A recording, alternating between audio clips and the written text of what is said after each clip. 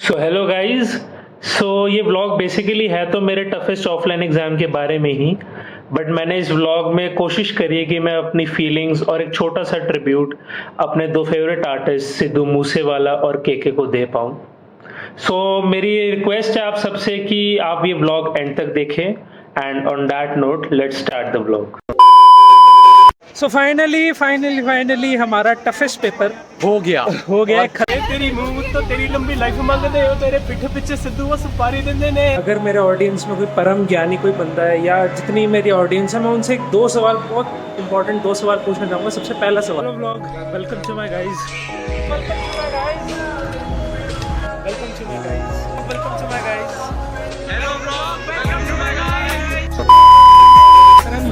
जैसा भी हुआ प्रोजेक्ट मैनेजमेंट हो गया, होपफुली पास हो जाएंगे। बट भाई अभी जो ब्लॉग का टाइटल है उसके बारे में बात, टफेस्ट इकोनॉमेट्रिक्स। अब इकोनॉमेट्रिक्स का क्या सोचा है?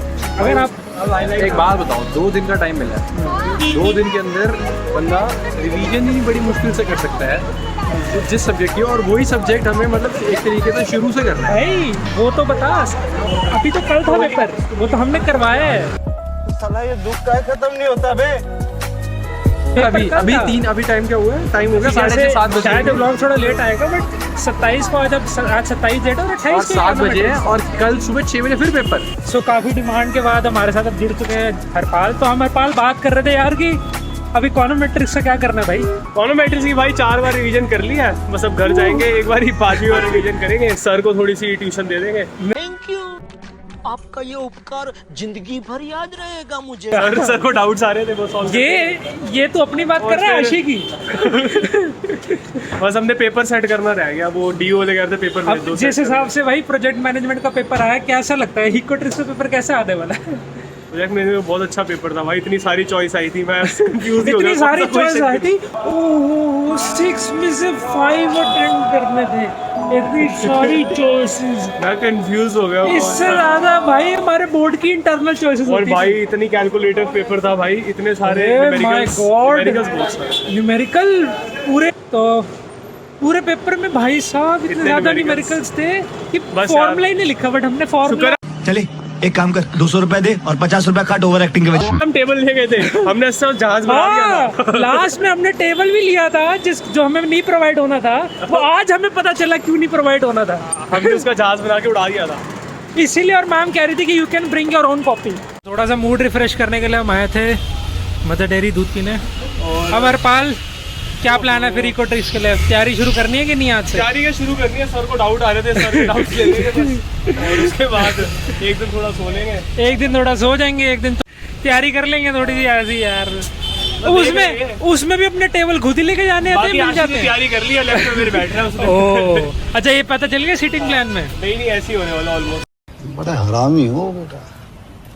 चलो अब आपको थोड़ा सा दिखाते हैं कि भाई एक्चुअली में हम जब 2 दिन होते हैं और फटी हुई हालत होती है तो बंदा प्रिपेयर कैसे करते हैं, आगे आपको ब्लॉग में दिखाते हैं। So it's day 1 of the preparation. Technically मेरे को रात को पढ़ना चाहिए था थोड़ा, बट बहुत ज़्यादा थक गए थे, बहुत ज़्यादा रेस्ट की ज़रूरत थी उस पेपर के बाद, और वैसे भी थोड़ा मूड ख़राब था उस पेपर की वजह से। तो मैंने सोचा कि लेट्स स्लीप एंड सुबह उठ के आराम से पढ़ेंगे। तो अभी मेरे हिसाब से 12 साढ़े 12 बज रहे हैं, एंड मैं अपनी ट्यूशन के लिए जा रहा हूँ, क्योंकि भाई पहले कोर्स तो ख़त्म करें रिवीजन करने के लिए। और एक तो दिल्ली वालों ये बताओ, इतनी गर्मी हो रही है यार, कैसा मौसम हो गया है, इतनी ज़्यादा गर्मी, इतनी चुभने वाली गर्मी हो गई है। अब ये धूप की मैं जब भी बात करता हूँ, मेरे को हमेशा वो ग्लूकॉन डी वाली ऐड याद आ जाती है, जिसमें वो सूरज स्ट्रॉ से हमारी एनर्जी लेवल से चूस रहा होता है। वो काफ़ी रिलेटेबल ऐड लगती है ऐसे टाइम पे। एक ही चीज़ है जो हमारा सहारा है, दैट इज़ मेट्रो। मेट्रो के अंदर फुल AC, मेट्रो में देख सकते हैं। अब पहुँचते हैं मैं पूरा रात को मुझे ट्यूशन। अब तो लग रहा है कि ज़्यादा ही भीड़ होने वाली है, अब गर्मी और लगी। मुझे लगा था कि यार चलो मेट्रो में तो कम से कम गर्मी नहीं होगी, बैठेंगे आराम से जाएंगे अपनी ट्यूशन। बट मेट्रो में इतनी ज़्यादा भीड़, AC क्या, बाहर से ज़्यादा गर्मी अंदर मेट्रो में लग रही थी। 2 अंकल के बीच में मैं खड़ा हुआ था, कहाँ चुभ रहे थे, पता नहीं, समझ भी नहीं आ रहा था कितने पसीने लग रहे थे। साला किस्मत ही खराब है यार। सो हम पहुँच गए अपनी ट्यूशन, स्टेप टू सक्सेस, रानी बाग में। Definitely not a sponsored video, but sir इतने प्यारे हैं तो थोड़ी प्रमोशन।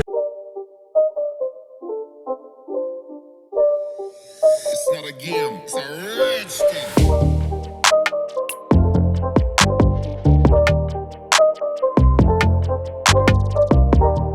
इतने सारे फॉर्मूले, एक फार्मूला याद करते हैं दूसरा भूल जाते हैं, दूसरा याद करते हैं पहला भूल जाते हैं।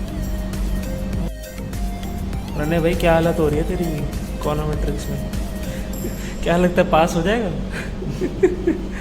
नहीं सर पढ़ा तो बढ़िया रहे हैं, बट बहुत ज़्यादा फॉर्मूले है भाई, बहुत ज़्यादा फॉर्मूले हैं और टाइम से 2 दिन का है गिनती का। क्या हो मेरे को एक बात बताए, स्मार्ट वॉच काम आती है? नहीं इतनी छोटी में कैसे पता चल जाती है यार चीज़ें? मैंने तो देखा लोग यूज़ करते हैं, बट साले कुछ लोग इतने बड़े वो होते हैं, उनको साले चीटिंग करनी भी नहीं आती, इसमें से उनको दिखता ही नहीं है। कहते हैं ना चीटिंग करने के लिए भी दिमाग होना चाहिए। वो तो है, बंदा आधा टाइम इसमें जूम इन करने में नहीं लग जाता? अरे ऐसे डबल टैप करना होता है सीधे। भाई ये ऐसी एक्टिविटीज़ हम प्रमोट नहीं करते भाई, वी डोंट प्रमोट चीटिंग। मैं भी नहीं करता यार। समझ रहे हो आप? समझ रहे हो? भाई तो अभी पूछ तो रहा था कि ट्रांसफ़र नहीं होती फोटोज, क्या कर रहा है? नहीं होती ट्रांसफर, तभी तो मैं बता। अच्छा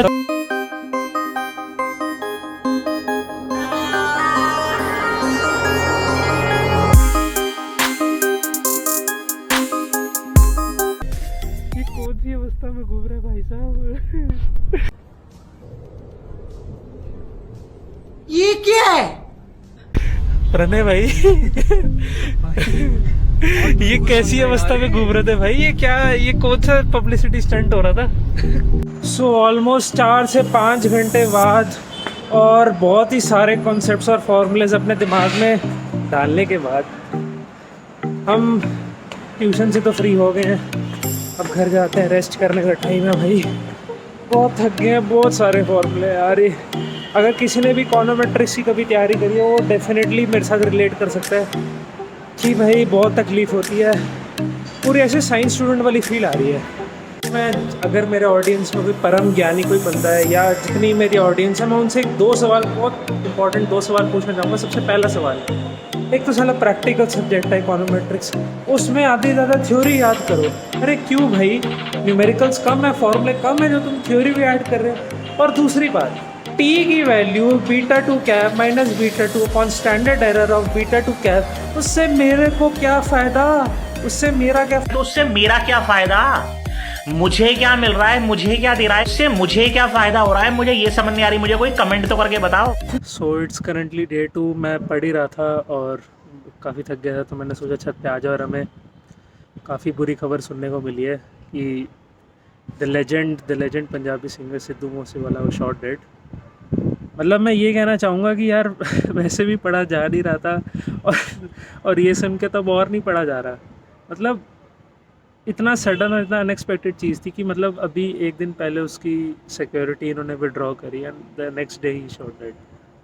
मैं बस यही कहना चाहूँगा कि rest in peace. And the second thing कि यार ठीक है, उस पर कॉन्ट्रोवर्सीज थी, बट कोई इतने लेवल तक मत जाए कि यार किसी की जान ले ले। बस यही कहना चाहूँगा मैं। एंड ऑलवेज़ कि भाई हम मेरी प्लेलिस्ट में हमेशा सिद्धू के गाने हमेशा रहते हैं, और आने वाले मैंने सोचा था सारे गाने डालेंगे। आप उसका शो भी था लिटरली 4 जून को, हमारे काफ़ी फ्रेंड्स ने गुड़गांव के लिए टिकटें भी ली थी। And now this is happened. मेरी प्लेलिस्ट हमेशा अधूरी रहेगी। And rest in peace.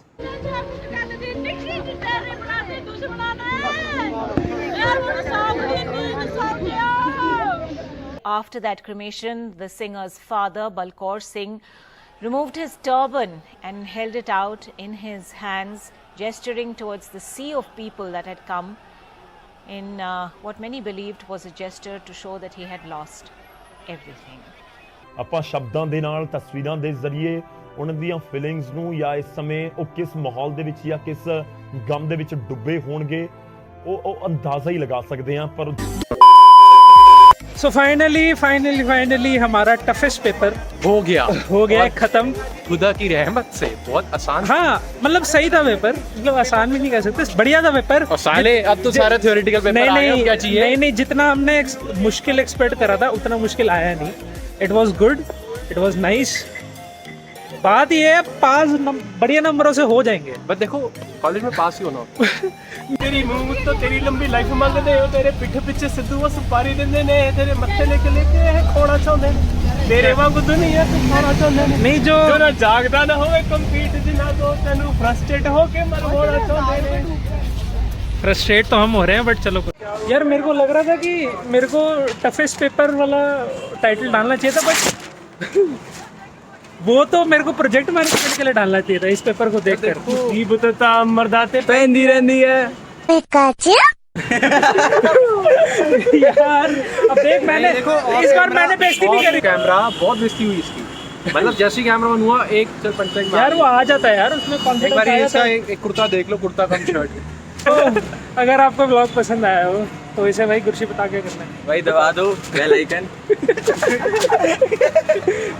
Subscribe कर दो एंड सब्सक्राइब कर दो। Thank you so much. So अभी न्यूज़ आई है, काफ़ी दुखद, काफ़ी सैड न्यूज़ आई है कि एक और लेजेंडरी सिंगर, ओजी सिंगर के लाइव परफॉर्म कर रहे थे कोलकाता में और उनकी भी डेथ हो गई है। मुझे समझ नहीं आ रहा कि भगवान का क्या अंदेशा है। पहले हमारे सिद्धू भाई और अब मेरा पर्सनल फेवरेट सिंगर के। कुछ नहीं कहूँगा मैं, बस ये कह सकता हूँ रेस्ट इन पीस, और मैं उनकी 2 लाइनें भी गाना चाहूँगा आपके लिए। हम रहे या ना रहे कल